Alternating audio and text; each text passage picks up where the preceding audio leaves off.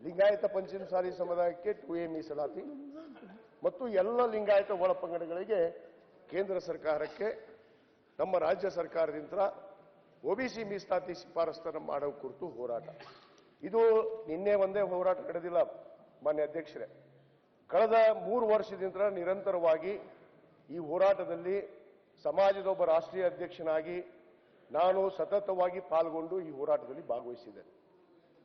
ಇವತ್ತು ಏನೋ ಒಂದು ಘಟನೆ ನಡೆದಿದೆ, ಅದಕ್ಕೆ ನಾನು ವಿಷಾದ ವ್ಯಕ್ತಪಡಿಸ್ತೀನಿ. ಯಾಕಂದ್ರೆ ನಮ್ಮ ಬಂಧುಗಳು ಇವತ್ತು ಬಹಳಷ್ಟು ಜನ ಲಾಠಿ ಚಾರ್ಜಲ್ಲಿ ಪ್ರಚೋದನಕ್ಕೊಳಗಾಗಿ, ಯಾಕಂದ್ರೆ ಯಾವುದೇ ಪ್ರಚೋದನೆ ಇಲ್ಲಾರದೆ ಯಾರು ಕೂಡ ಕಾನೂನನ್ನು ಕೈಗೆತ್ತಿಕೊಳ್ಳುವಂತ ಪ್ರಶ್ನೆನೇ ಬರೋದಿಲ್ಲ.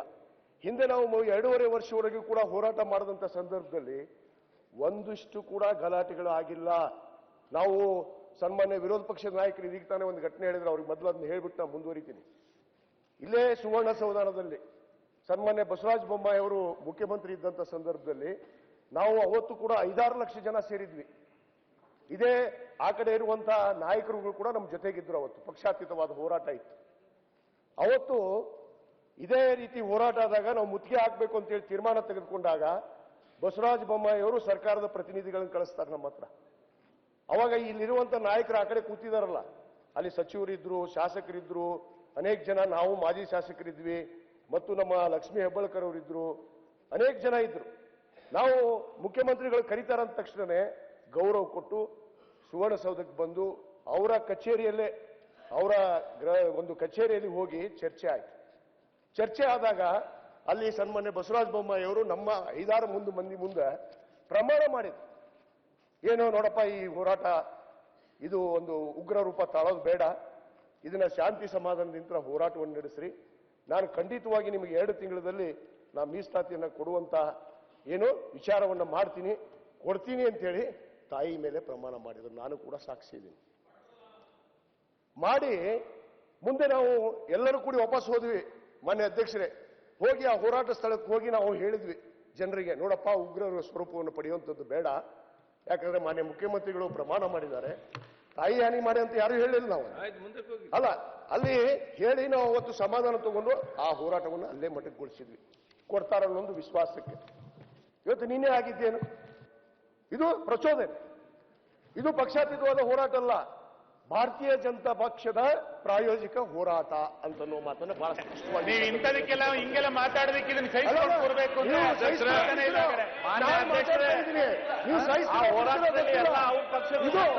ನಿಮ್ಮ ಮಾತು ಅವರು ಕೇಳಿದ್ದಾರೆ,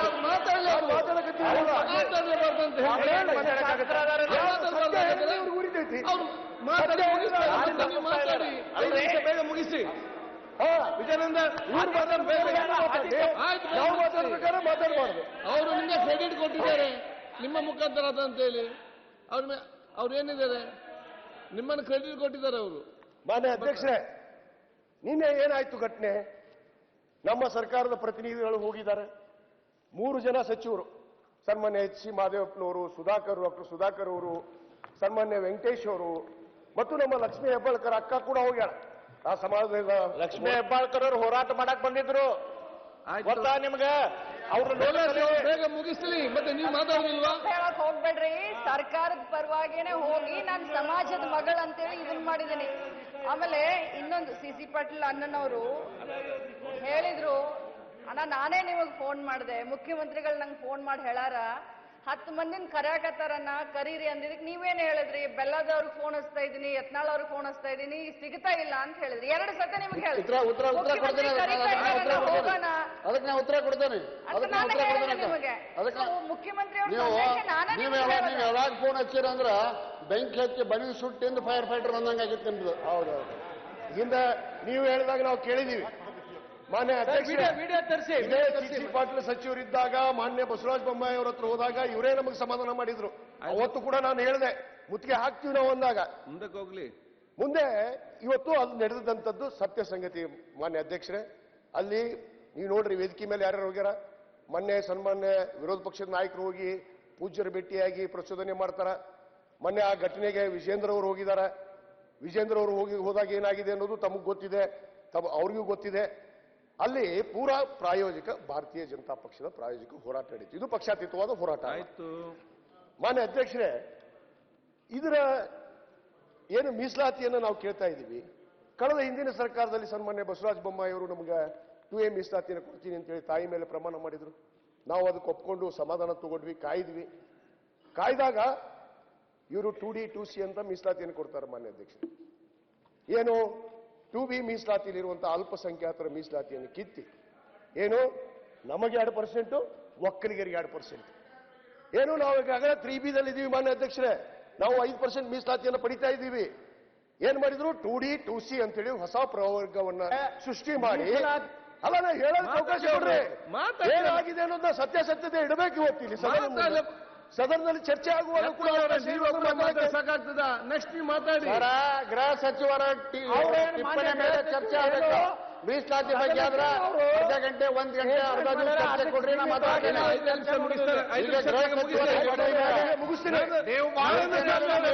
ಮಾತಾಡ್ತೀರಿ ನೀವು ಮಾಡಿದ್ರಲ್ಲ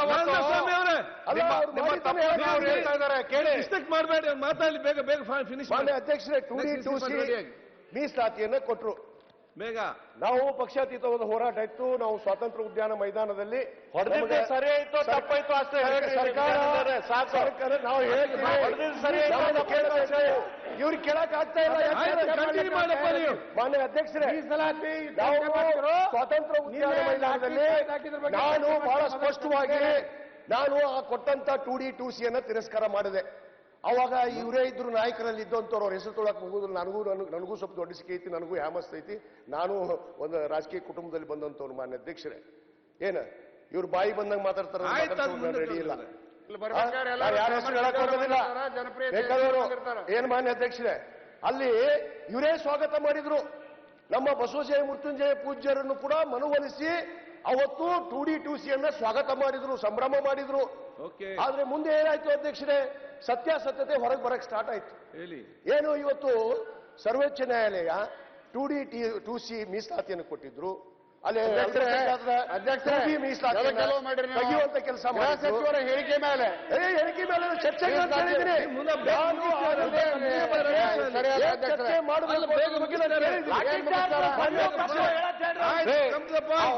ಅವನು ಭಾಗಿದಾರ. ನಾನು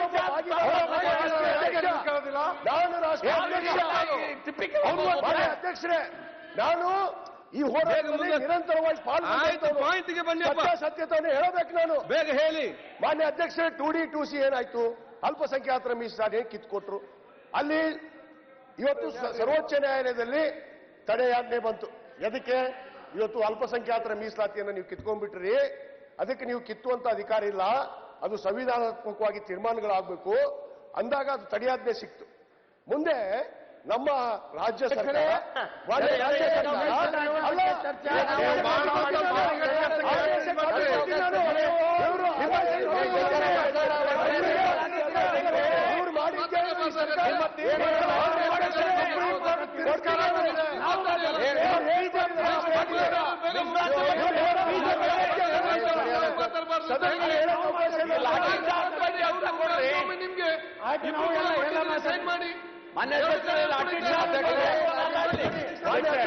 ಸುಪ್ರೀಂ ಕೋರ್ಟ್ ಬಿಜೆಪಿ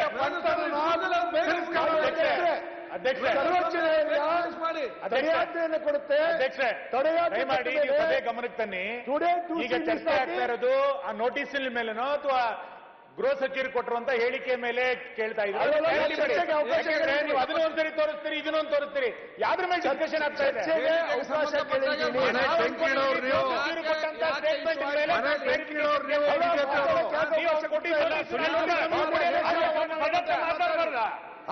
ಒಬ್ಬ ಸದಸ್ಯ ಮಾತಾಡಕ್ಕಾಗಿಲ್ಲ. ಹೋರಾಟದಲ್ಲಿ ನಾನು ಮುಂಚೆ ಇರ್ತಾವ. ಇವರು ಒಮ್ಮಕ್ಕಲೇ ಅದನ್ನು ತಗೊಂಡೋಗಿ ಭಾರತೀಯ ಜನತಾ ಪಕ್ಷಕ್ಕೆ ಕಟ್ಟಿಕೊಂಡು ಇವತ್ತು ಪ್ರಾಯೋಜಿತ ಮಾಡಿ ಅಲ್ಲಿ ಪ್ರಚೋದನೆ ಮಾಡಿ ಪಾಪ ಅಮಾಯಕರು ನಮ್ಮ ಸಮಾಜದವ್ರನ್ನ ಹೊಡಿಸಿದ್ರಲ್ಲ ಇವರು. ಇದು ಹೊಡಿಸ್ತವ್ರು ಇವರೇ. ಮಾನ್ಯ ಅಧ್ಯಕ್ಷರೇ, ಅದು ನಾವಲ್ಲ, ಇವರೇ ಹೊಡಿಸ್ತವ್ರು, ಬಿಜೆಪಿಯವರೇ ಹೊಡಿಸ್ತವ್ರು. ಇಂಥ ಪ್ರಚೋದನೆ ಕೊಡೋರು ಇವರೇ.